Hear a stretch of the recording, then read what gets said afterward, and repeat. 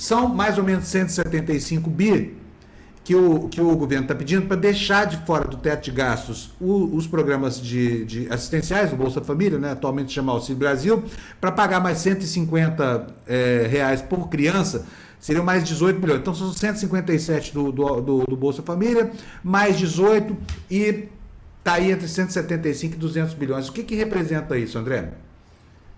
Isso vai provocar, porque o mercado financeiro, semana passada, estava histérico. Não pode, nós queremos só 100 bi, como se tivessem ganho a eleição. O que significa isso na prática, assim, em relação ao futuro da nossa economia? A gente tem aí cerca de 2% do PIB, né, isso que está sendo negociado a partir vamos dizer, estimativas do PIB de 2023. E o que foi, na verdade, proposto ontem é uma carta de intenções, né? A gente ainda não tem efetivamente o texto da PEC, isso precisa ser trabalhado dentro do Legislativo, então ontem foi apresentado diretamente para o Senado e para a Câmara, né? Então o vice-presidente Alckmin fez aí vamos dizer, um pouco dessa trajetória de conversar com os líderes, os chefes das casas, e o que se propôs foi, precisamos garantir o abastecimento de recursos para a área social. Esse é o ponto central, é o princípio, a carta de intenções que foi apresentada ontem. Não foi apresentado um valor, ou seja, o pedido é que, primeiro, vamos dizer, retirar, né, o valor do teto seja permanente. Então não há um limite de um prazo dentro do tempo para mudar essa licença de gastar com áreas sociais. Segundo ponto, a ideia é que não apenas se retire o gasto com o Bolsa Família do teto, como, na verdade, também se permita, ao mesmo tempo, o uso de receitas extraordinárias, que hoje o teto impede de abrir espaço para gasto. Eu me explico. Se hoje o governo já tem um excesso de receita, mediante aquilo que foi previsto, o teto de gastos não permite que se abra espaço para gastar, porque ele é uma regra que olha apenas o lado do gasto. Isso significa que, por exemplo, uma universidade federal que conseguiu recursos via convênios, via outras formas de coleta de recursos, seja por meio de programas especiais que ela teve acesso, ela não pode gastar mais porque o teto inibe o gasto que essa universidade federal, por exemplo, pode fazer.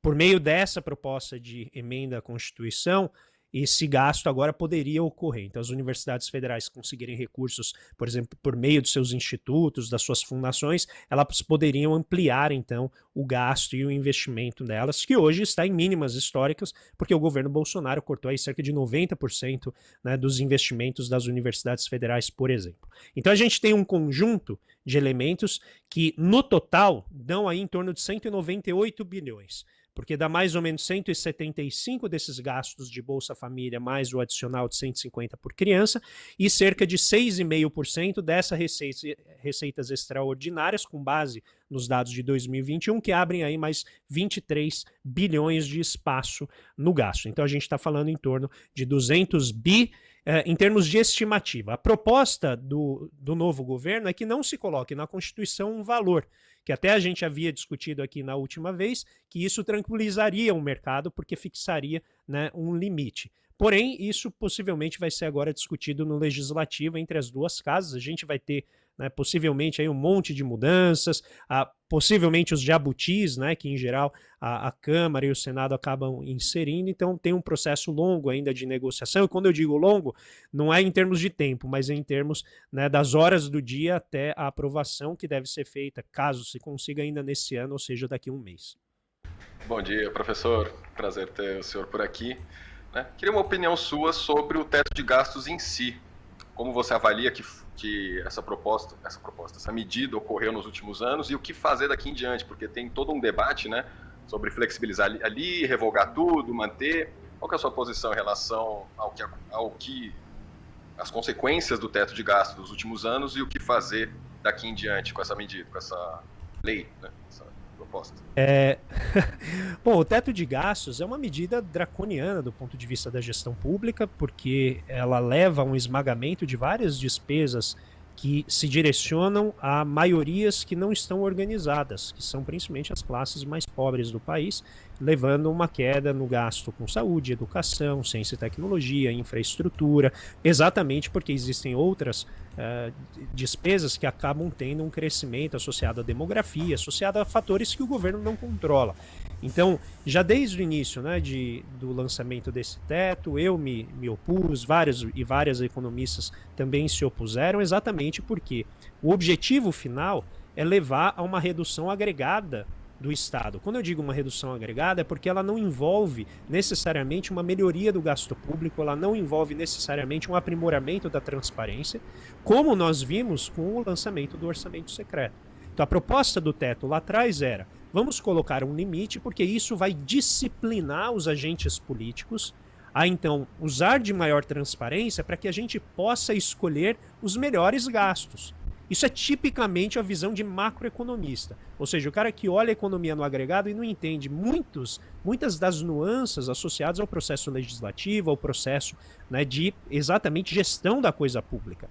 E então o que a gente fez foi gerar uma inanição em várias partes do Estado que estão subfinanciadas, principalmente órgãos de fiscalização, né? O caso do IBAMA, um dos casos que chama mais atenção, que está levando a uma a uma escalada da violência, né? Principalmente na Amazônia, mas em várias outras partes do país. E a gente vê o Estado, então, perdendo a sua qualidade de atuação. Então, o que está sendo proposto hoje é, primeiro, parar de usar, né, a ideia, para inglês ver, de que existe um teto de gastos, ou seja, o rei está nu antes dele aparecer e todo mundo já sabia que não iria funcionar. E agora o que o novo governo está propondo é assim, vamos aceitar que o rei está nu, o teto de gastos não funciona e agora a gente vai discutir uma nova agenda fiscal, um novo marco fiscal. E só que para isso a gente não pode dizer para a população mais carente para ela aguardar. Porque esta é a lógica do liberal, né, que eu chamo de jardim de infância. Ele acha que a pessoa pode ficar esperando o mercado resolver e pode ficar esperando as reformas darem certo do jeito que os liberais defendem que elas vão dar certo. E aí vale aquela máxima. Enquanto não deu certo é porque ainda está, né, chegando lá. Só que as pessoas pobres elas têm um tempo. O estômago não espera as reformas liberais darem certo. Então a gente precisa, nesse ponto, atender rapidamente a população carente enquanto a gente discute essas questões. Eu não quero com isso, Panunzi e Rafa, não quero diminuir a importância da reforma e do marco fiscal. Ao contrário, eles são muito importantes. O que a gente não pode, e eu acho que essa foi a essência, né, dos discursos do presidente eleito, do Lula, recentemente, dizer assim, não dá para pensar apenas estabilidade fiscal se com isso a gente tiver que desamparar as pessoas pobres. Ou seja, a responsabilidade fiscal precisa, necessária e obrigatoriamente incorporar a responsabilidade social. André, agora tem algumas coisas que eu não entendo. Aliás, eu não entendo nada de economia, mas eu queria saber de você. Porque é o seguinte, o governo Bolsonaro, eu sei que teve uma pandemia, sei disso, mas o governo Bolsonaro furou o teto os anos todos. E não houve nenhuma chiadeira do mercado. Ah, vai acabar com o Brasil. Não, foi um processo natural, foi muito bem. Desceu suave, desceu redondo tudo isso. Quando chega o outro governo e apresenta uma proposta como essa, que é uma ponte, né, para o próximo mandato, essa chiadeira toda. Bom, eu queria saber de você se o clima político pré-golpe, essa coisa toda, não tem significação para o mercado. Segundo, por que o mercado permite ao Bolsonaro essa gastança desenfreada e não permite ao governo Lula uma transição para promessas que foram feitas, inclusive pelo próprio Bolsonaro? Qual é a lógica disso? Então, primeiro é um governo de esquerda. E governo de esquerda sempre carrega o pânico comunista. E eu falo isso sem brincar. As pessoas realmente, né, levam esse tipo de discurso adiante. Mas o mercado ele tem muito receio de um governo que não, pelo menos ali na doce retórica, não defende aquilo que ele acha importante. Então, quando o Lula diz que não entende por que esta fixação com a estabilidade fiscal, quando as pessoas estão passando fome, na cabeça de quem é proprietário de riqueza, isso significa, ele vai ligar a impressora. Esse pessoal, nem sei se eles atualizaram a ideia de que a gente nem tem, em essência, mais essa impressora como era lá nos anos 80, né? Que hoje grande parte do dinheiro é digital, ele é operado diretamente por meio de contas digitais. Então, A ideia desse pessoal é que o governo vai sair imprimindo dinheiro loucamente e a gente volta àquela velha ideia monetarista de que a inflação vai sair correndo e vai, com isso, diminuir a renda e a riqueza de quem está rico. Bom, o Lula, quando ele coloca esse tema de remover o teto de gastos, qual que é a diferença, retoricamente, com relação ao que o Bolsonaro fez? Primeiro, o Bolsonaro e o Paulo Guedes sempre diziam, a gente vai fazer uma mudança localizada. É uma mudança pontual. E todo ano renovavam a mudança pontual. Então parece que o mercado ele gosta, ele está dizendo assim, me engane, mas diga o que eu quero ouvir, porque aí eu não vou volatilizar, né, os indicadores de mercado e tal. Então o que o Paulo Guedes falava? Esse ano a gente teve uma necessidade, nós vamos fazer esse ajuste via Constituição, dentro das regras do jogo. Agora tem um elemento adicional aqui que diz respeito ao quê? A postura ideológica do ministro da Economia. Por isso que a Faria Lima quer muito saber quem que é o ministro. Então, enquanto o Guedes dizia que ele ia buscar estabilidade fiscal, os mercados ficavam calmos, mesmo que ele burlasse sistematicamente a regra do teto. Por que que isso ainda assim garantia tranquilidade para a Faria Lima? Porque você tem outras regras. Você tem a regra do superávit primário, você tem a regra ouro, que só permite o governo se endividar se for para fazer o que a gente chama investimento de capital, ou seja, fazer investimentos efetivamente na economia, seja no equipamento público, de infraestrutura, seja mesmo naquilo que é entendido como tendo retorno social. Então, na medida em que o governo Lula conseguir sinalizar para o mercado que ele vai contornar o teto dentro das regras do jogo, ou seja, com aprovação do Congresso, mas que ele não vai desrespeitar as outras regras, seja a regra de ouro, seja a regra do superávit primário que está, né, lá na Lei de Responsabilidade Fiscal, é perfeitamente factível que haja uma estabilização da questão fiscal ao longo do tempo. Onde que está a grande discordância aqui? É quanto tempo será necessário para, vamos dizer, estabilizar ou ancorar fiscalmente as contas do governo. E é aqui que o mercado, obviamente, é mais ansioso, ele quer que haja uma estabilização mais rápida, e o governo eleito, por conta dessas preocupações sociais, está dizendo assim, vamos mais gradualmente, vamos jogar isso ao longo do tempo, conforme a economia for crescendo, porque esses gastos vão ter efeito sobre a economia, né? A gente vai investir em infraestrutura, vai investir na saúde das pessoas, isso diminui custo Brasil, seja em termos de horas trabalhadas, seja em termos da própria operação, né, porque a infraestrutura afeta diretamente o custo das empresas. Conforme a economia for crescendo, o peso relativo desses 175 bi vai diminuindo com relação ao PIB. E isso é o que a gente chama de um ajuste pela base, né, da relação dívida-PIB. Ou seja, você vai tentar ampliar o tamanho do PIB que está no denominador para que a relação dívida-PIB gradualmente vá caindo ao longo do tempo e não tenha que fazer esse ajuste pelo numerador, que é o tamanho da dívida em termos absolutos, o que envolveria o governo cortar, né, gastos que podem ser muito importantes para a economia. Então me parece que dentro desse arranjo o novo governo está sinalizando bem, o mercado vai chiar sempre, porque existe esse sentimento refratário a governos de esquerda, mas eu acho que o Lula é um exímio negociador e agora está com o Alckmin, que traz exatamente essa tranquilização do ponto de vista retórico e político mesmo para o mercado. E eu acho que é algo que pode se encaminhar para uma negociação perfeitamente factível e dentro daquilo que a gente entende por normalidade. Roncalli, outra coisa, esse clima de golpe que está no ar, o mercado não se importa com isso? Mas que diabo de capital é esse que transige com a ideia da instauração de uma ditadura e fica quietinho? Bolsa não sobe, bolsa não cai, dólar não sobe. Por que isso? A democracia não é fundamental para o desenvolvimento de um capitalismo saudável? Então, essa é uma postura que já vem de muito tempo, né? O mercado ele não tem preocupações democráticas. Eu até diria que o mercado ele prefere que haja menos democracia. E eu explico por quê. Pensando democracia aqui como participação popular, tá? Não apenas a alternância pacífica do poder dentro de eleições com sufrágio universal. O mercado ele prefere que o conjunto de interesses que sejam atendidos pela política econômica estejam mais restritos aos interesses que ele envolve. E aqui eu estou falando do mercado financeiro, para as pessoas não virem depois dizer, não, mas mercado é todo mundo, desde o vendedor da vendinha até o grande capital. Não, estou falando aqui do dinheiro pesado, estou falando aqui das grandes empresas e dos grandes bancos e corretoras que afetam profundamente a dinâmica de mercado. Esse conjunto de interesses quer ser mais ouvido. Só que para isso tem que ter menos povo gritando, menos povo pedindo.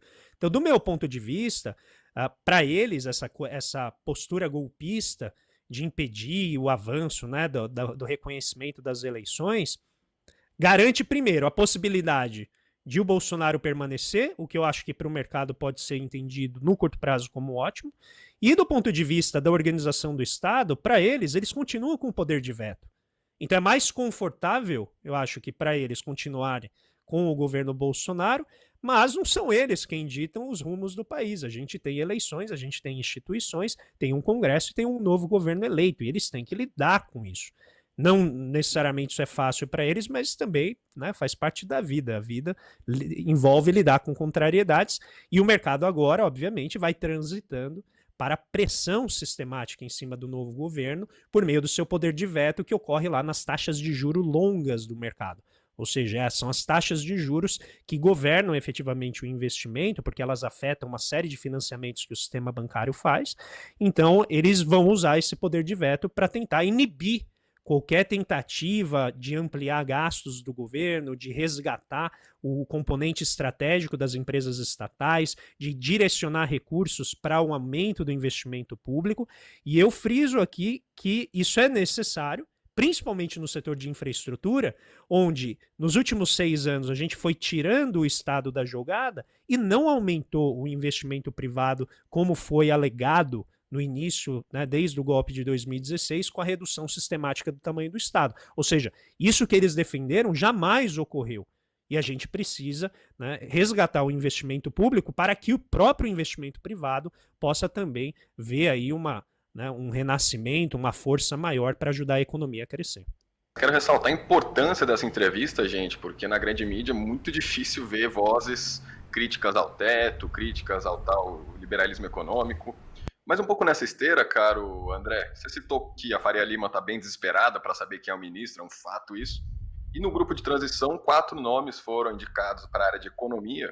Não está claro, né, se um deles pode virar ministro ou não, mas um aparente favoritismo de cara existe. Estamos falando de André Lara Rezende, foi economista, ex-presidente do BNDES, um dos idealizadores do Plano Real. Pércio Arida, economista também, ex-presidente do Banco Central e do BNDES, outro idealizador do Plano Real.